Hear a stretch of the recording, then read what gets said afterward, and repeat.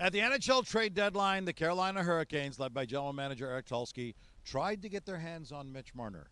They didn't to this point.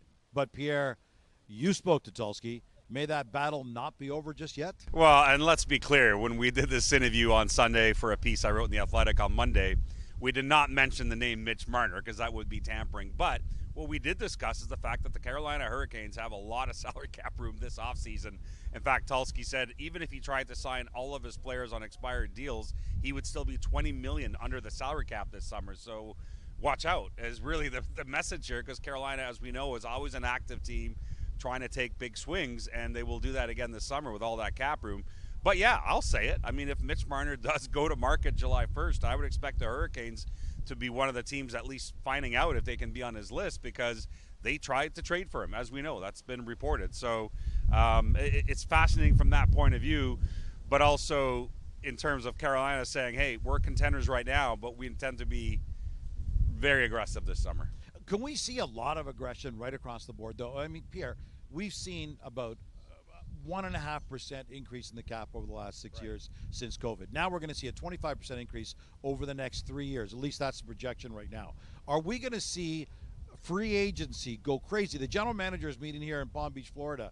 Are conversations already beginning about where they could be headed, where they could be spending huge sums of money, and potentially a lot of player movement? Yeah, no question. And, you know, a lot of trades didn't happen before March 7th. That those conversations can now pick up again in the offseason. So that's the other part of this. You'll hear about some deals in this offseason where the two teams are going to say, we started talking about that during the season, but decided to put things on hold. So that's for sure. And there's a potential for fireworks this summer. I mean, the salary cap is going up, which is going to give flexibility to a lot of teams.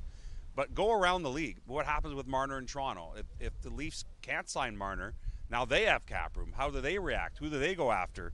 The Edmonton Oilers obviously hope to extend the superstar Connor McDavid. I think all things being equal, that probably happens. But what if it doesn't? And what kind of fireworks comes out of that? The list goes on between the salary cap going up and a number of situations around the league with high-profile players. I think this could be one of the more exciting offseasons in a long time in the NHL. Getting back to your conversation with Eric Tulsky, I saw the two of you talking in the hall yesterday. Does he have any regrets about the way things all played out? Because he's certainly getting publicly panned for the way this all happened. Yeah, and he gets that part. I mean, at the end of the day, you know, the Hurricanes traded for Mikko Rantanen, one of the top rentals in the last decade available, and then flipped him 6 weeks later. He understands the optics of that. I asked him specifically about lessons learned and all that. You know, would he not go after a player like that again if he knows he can't sign him? And he said no. He said those are the type of players that become available in season anyway for the most part.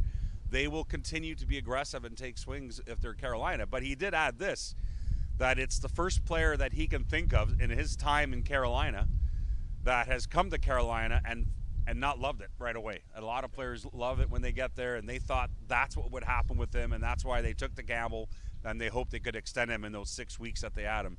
Didn't happen, they moved on. The full conversation with Pierre and Eric Tulsky is available on The Athletic.